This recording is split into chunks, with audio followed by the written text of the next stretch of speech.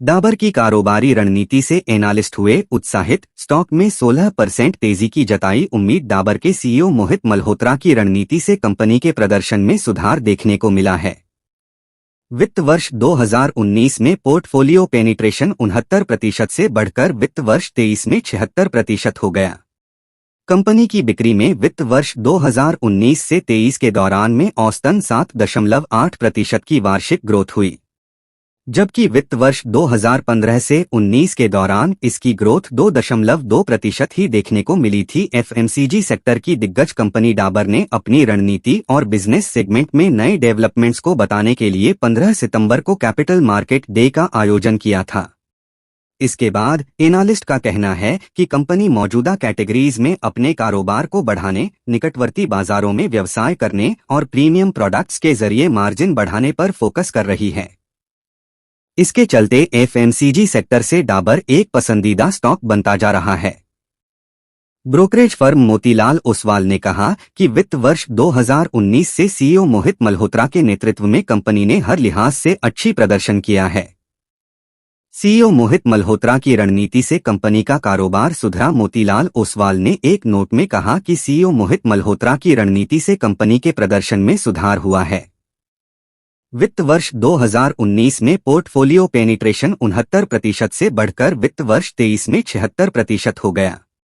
वित्त वर्ष 2019 से 23 के दौरान में कंपनी की बिक्री में औसतन 7.8% की वार्षिक ग्रोथ हुई, जबकि वित्त वर्ष 2015 से 19 के दौरान इसकी ग्रोथ 2.2% रही थी। डाबर को 75% रेवेन्यू घरेलू बाजार से और 25% निर्यात से प्राप्त होता है। मोतीलाल ओसवाल को स्टॉक में 16% की तेजी की उम्मीद। कंपनी अब अपने मौजूदा प्रोडक्ट्स की बिक्री का विस्तार करने पर फोकस कर रही है। इसके साथ ही therapeutics, baby care, hair oil, toothpaste, चाय और खाद्य पदार्थों के बाजारों पर भी फोकस कर रही है। मोतीलाल ओसवाल ने 660 रुपए के लक्ष्य मूल्य के साथ डाबर पर अपनी खरीदारी की रेटिंग बरकरार रखी है। ये लक्ष्य मूल्य इसके मौजूदा स्तर से लगभग 16% अधिक है। वहीं आज सुबह 10.10 बजे बीएसई पर डाबर के शेयर 0.34% ऊपर 567.05 रुपए पर कारोबार करते नजर आए। प्रभुदास लीलाधर ने दिया 600 रुपए का target. Brokerage firm Prabhudas Lilladher का कहना है कि ग्रामीण बाजारों में रिकवरी से सेल्स ग्रोथ में तेजी आ सकती है। यह सेगमेंट 50% रेवेन्यू देता है।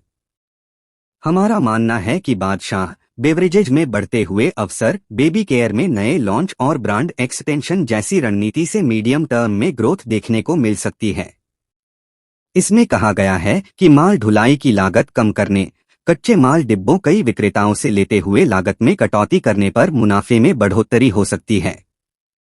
प्रभुदास लीलाधर ने शेयर के लिए 600 रुपए का टारगेट रखा है। मॉर्गन स्टेनली की ओवरवेट रेटिंग। विदेशी ब्रोकरेज फर्म मॉर्गन स्टेनली ने कहा कि Dabur double digit revenue growth पर फोकस कर रही है।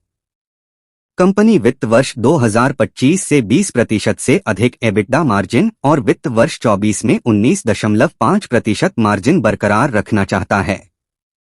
ब्रोकरेज ने स्टॉक पर 600 रुपए के लक्ष्य के साथ ओवरवेट रेटिंग दी है। सीएलएसए ने कहा कि कंपनी का पूरे बाजार में अपने प्रोडक्ट्स की उपस्थिति बढ़ाने और ग्रोथ पर फोकस है। इसका हेल्थ केयर व्यवसाय डॉक्टर की सिफारिश पर निर्भर करेगा। डाबर के फूड और बेवरेज सेगमेंट में ग्रोथ देखने को मिल सकती है। सीएलएसए ने डाबर पर 620 रुपए के लक्ष्य के साथ आउट परफॉर्म रेटिंग दी है।